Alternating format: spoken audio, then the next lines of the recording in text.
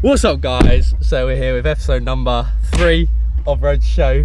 Today we're here with my man Adam. Hello. Hello. So we are off to do a pull workout today. We're going to give you a little clip montage of the pull workout, get some saucy little edits going down, and then after that I'm going to be explaining everything you guys need to know with regards to losing body fat and maintaining muscle. So stay tuned. We've got our pre-workout here. We've got creatine, blue raspberry flavour with some citrulline malate. Then we've got a little nana. I don't normally have a banana for pre-workout, but we're working out a bit earlier than normal today, so I'm having extra carbs before. We've got a little nana here. So I'm just adding a bit of carbs pre-workout and then having less carbs for my meal number 2 to make up for this. So we will see you guys At the gym. at the gym.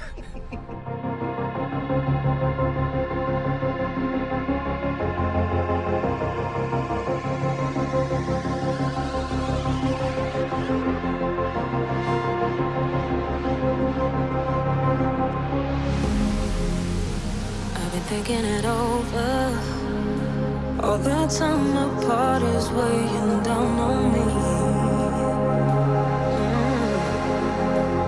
Don't wanna fall for another.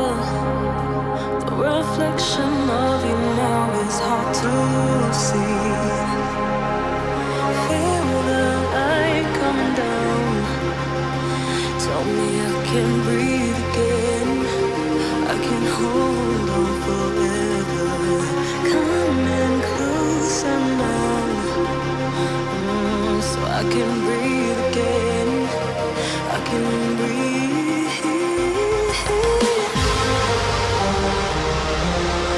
For every moment left under,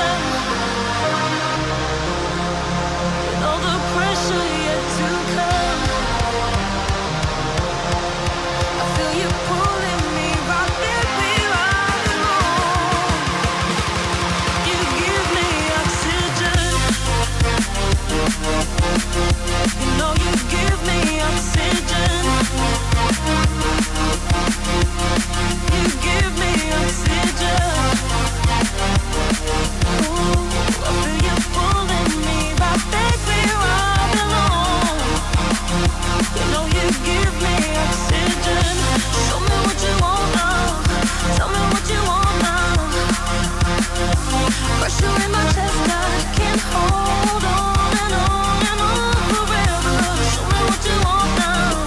Tell me what you want now, so I can breathe again. You know you give me oxygen.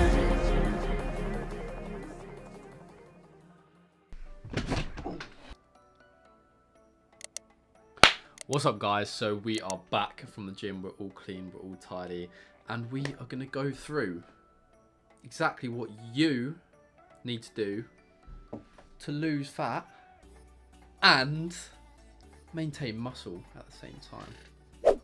So we've got 3 main categories. We have got lifestyle, nutrition, and training. All 3 of these together, combined, create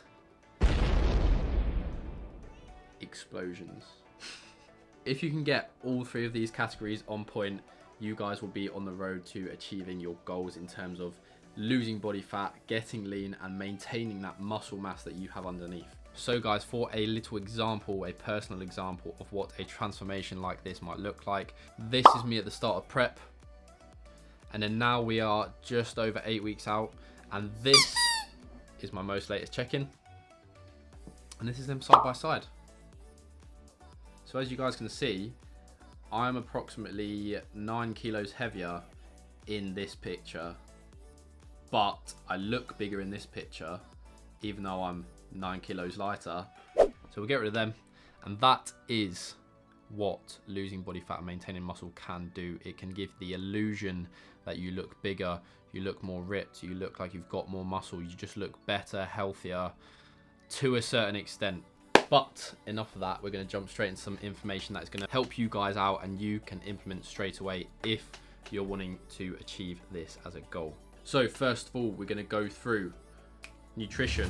So there are 3 macronutrients: proteins, carbs, and fats. Proteins and fats are essential. Carbohydrates are non-essential. They are the only non-essential macronutrient out of the 3. Proteins and fats are needed for bodily functions. And if you don't have one or the other, you cannot survive. Your body will die. So the most important thing when you are trying to lose body fat, or any kind of weight for that matter, is you need to be in a calorific deficit. What is a calorific deficit, you might ask? So a calorific deficit, simply put, means your body is burning more calories than it is expending in one day. So that means you need to make sure you are not eating more than you are burning in a day. It makes it simpler by putting it into a 24-hour window. So in terms of the macronutrients, the carbohydrates, the proteins, the fats, what should you be having? You should be having approximately 2 grams per kilogram of body weight that you weigh. Having said that, you need to take into consideration how much of that body weight is fat already and how much is the lean muscle tissue, because we want to base how much protein you're having more off the amount of lean tissue you have. Say for example, if I have a 100 kilo client who has been training in the gym for 10 years, most of that is muscle mass, I will probably put them on at least 200 grams of protein. However, on the opposite end of the spectrum, if I have a 100 kilo client but they have never trained in the gym, they are clearly very overweight, they have a lot of body fat, and you know that they don't have very much muscle mass, they are not going to be on 200 grams of protein. They do not need 200 grams of protein. So that protein intake can be reduced for that person. So for those of you who might have a bit of extra fat on your frame, this is something that applies to you. Take this into account. Do not go exactly 2 grams per kilogram of body weight. Take into account how much of that weight will be fat and then reduce accordingly. But it's all about experimentation.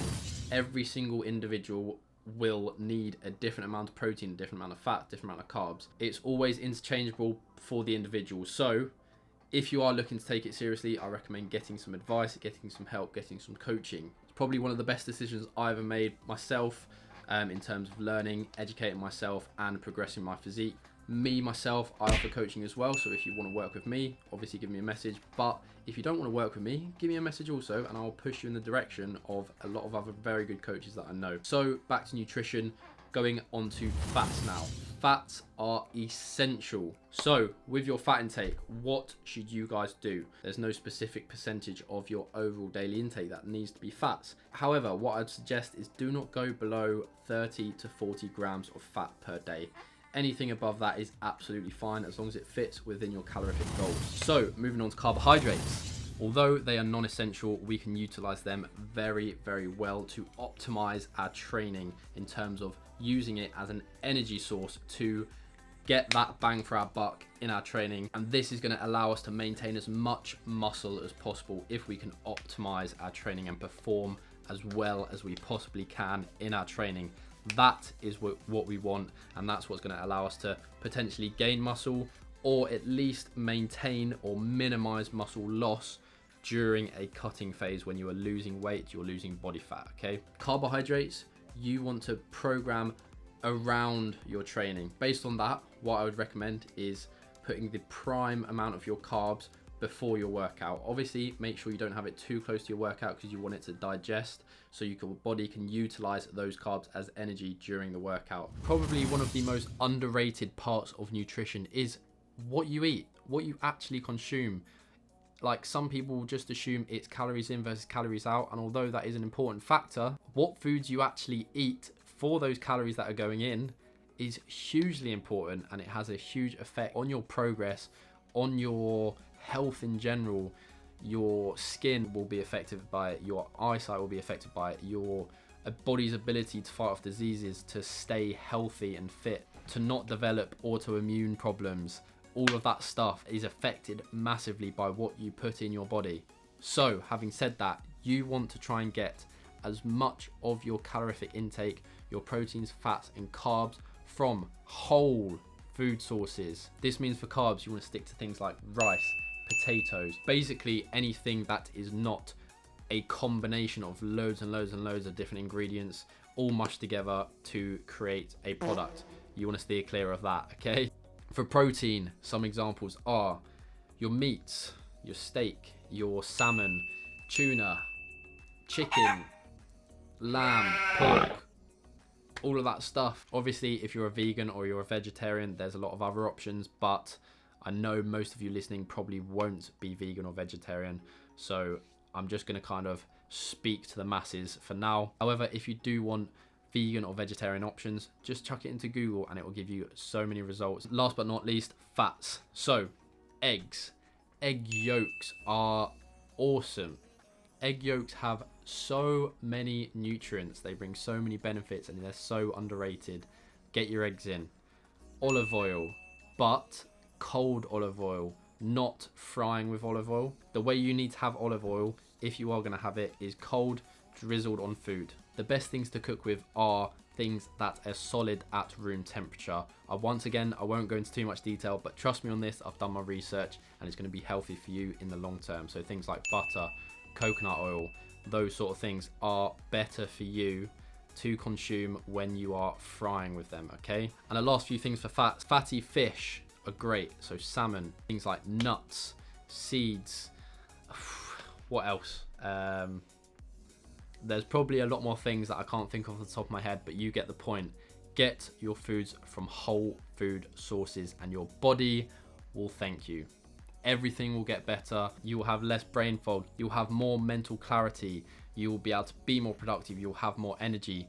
Your body will function better. You'll be able to perform better in the gym. And all of these things add up to just everything getting better. Your life being better, you being happier, healthier, happier, fitter and stronger. That's how I like to put it. Also, don't miss out on your veg. I would personally recommend having minimum 6 portions of fruit and veg. Try and get most of that from veg.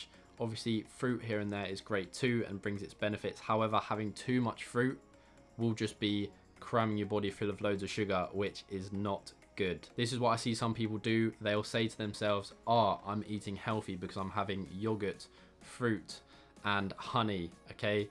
Yogurt, fruit and honey, they are all carbohydrates. They are all very high in sugar, okay? That is not good. It's better than having a tub of Ben & Jerry's. However, that does not make it healthy. Just because you add fruit to it doesn't make it healthy, guys. I know loads of these influencers like to do that sort of thing and post it saying health.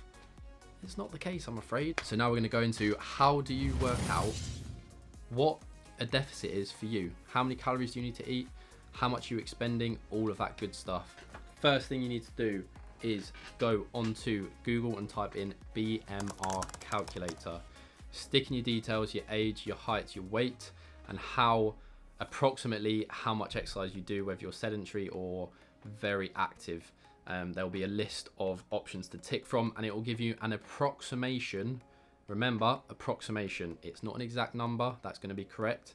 It's an approximation of how many calories you burn on a daily basis. This should be used as a starting point and only a starting point. From there, consume that amount of calories on a daily basis, okay? The way to split up your calories is, as I said at the start, 2 grams per kilogram of protein, unless you have a large amount of fat, in which case you can do slightly less than that. I would say for most people between 40 and 60 grams of fats, and then the rest fill that up with carbs. Protein and carbs, it is 4 calories per gram, and for fats, it's 9 calories per gram. And the rest, you can work it out yourself. So once you've worked out what your BMR is, you have an approximation of how many calories you need to consume on a daily basis to maintain. Okay, so basal metabolic rate, BMR, is the amount of calories you burn just by existing. Okay, and in order to be in a deficit, we need to eat slightly below that. Weighing yourself should be used as a tool to find whether you're at maintenance, whether you're in a surplus, or whether you're in a deficit. One little top tip, weigh yourself every single morning. Try and get it at the similar time every single morning, after you've been to the toilet and before you have any food or water or liquids. So week by week, if our weight is gradually decreasing, that shows we are in a deficit and we are doing the right thing. If it is decreasing too rapidly, I would say anything more than 1% per week, that is probably too harsh of a deficit and you probably need to up your calories very slightly. If the weight on a weekly basis is not changing at all and staying around the same sort of numbers, you're probably at around maintenance. And I recommend being in approximately 300 calories below your maintenance level to start with, and then gradually as you go along and as you lose body fat and you lose weight, your BMR will slightly decrease. So you need to gradually taper down the calories as your weight starts to maintain, which is why it's so important to keep track of your weight, because as soon as those weekly averages plateau, you know you're just maintaining at that point. You need that number to gradually tick down and tick down. And if it plateaus, very simple, just reduce the amount of calories by another 100 or 200, and then you should be good to go. So on to training. What do you guys need to do? Firstly, let me expel this myth. When you are trying to lose body fat and trying to cut weight and cut body fat, you do not need to do high reps. High reps does not equal body fat reduction. What that will equal is a much higher loss in muscle mass, a much higher loss in strength, because you're no longer training in those lower rep ranges with heavier weight. And it's ridiculous. I don't know where this thing has come from, but it is not true.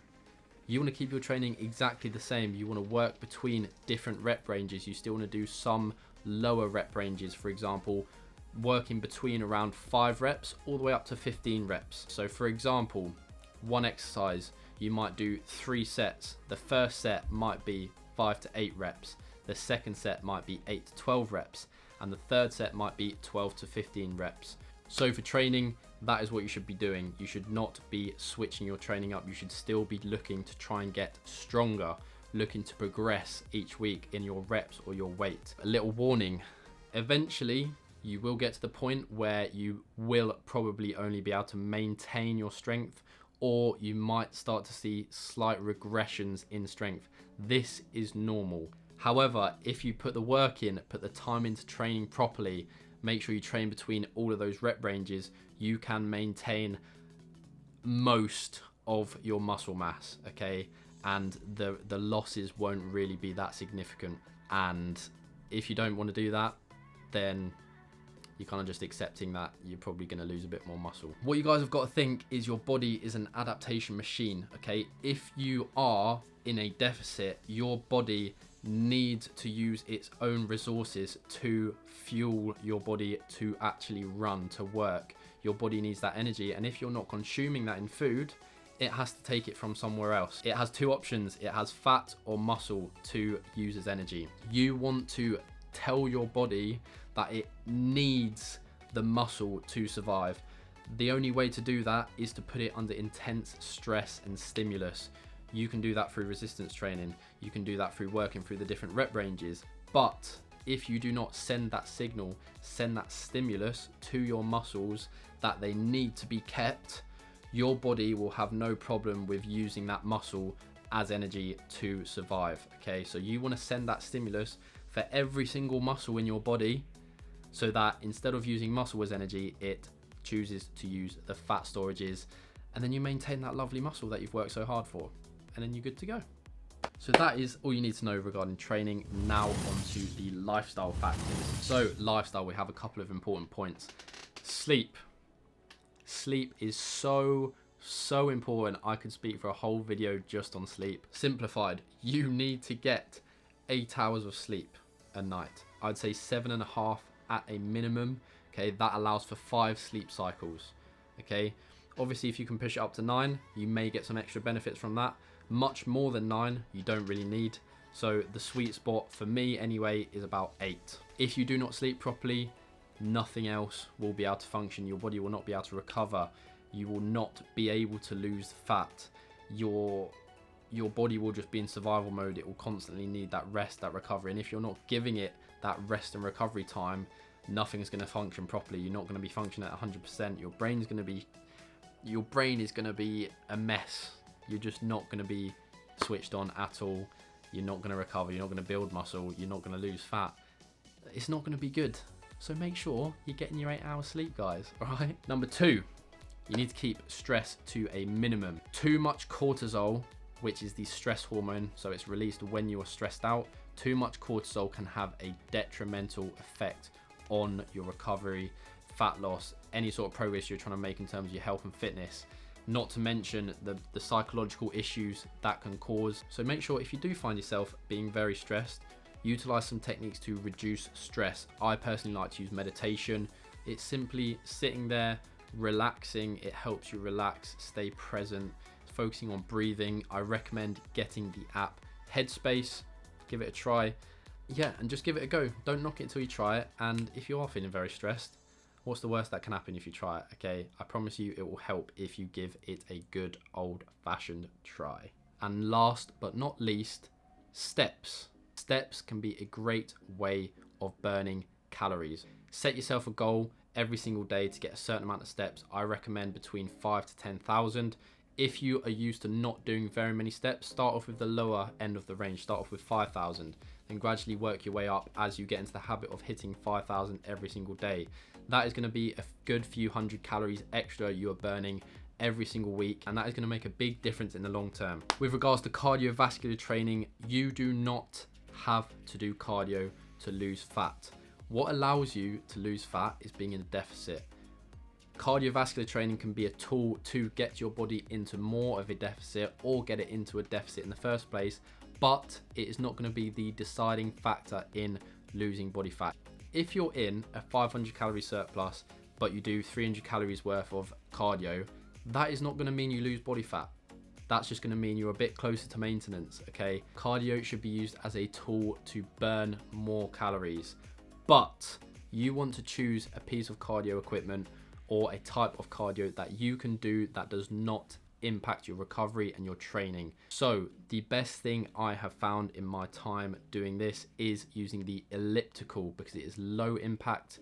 It doesn't work certain muscle groups. All it does is get your heart rate going, and it allows you to burn those calories without working and stressing and essentially causing damage to your muscles, which you do not want to cause outside of your training. So avoid things like the stepper. I used to do this. I used to burn my legs out, but I learned recently that is not the best way to maintain muscle when you are looking to cut. Avoid things like running, cycling, rowing. You want to save the muscle damage for your training sessions and your training sessions only. The rest of the time you want to be recovering, you want to be doing your steps, you want to be getting your heart rate up, but not working your muscles.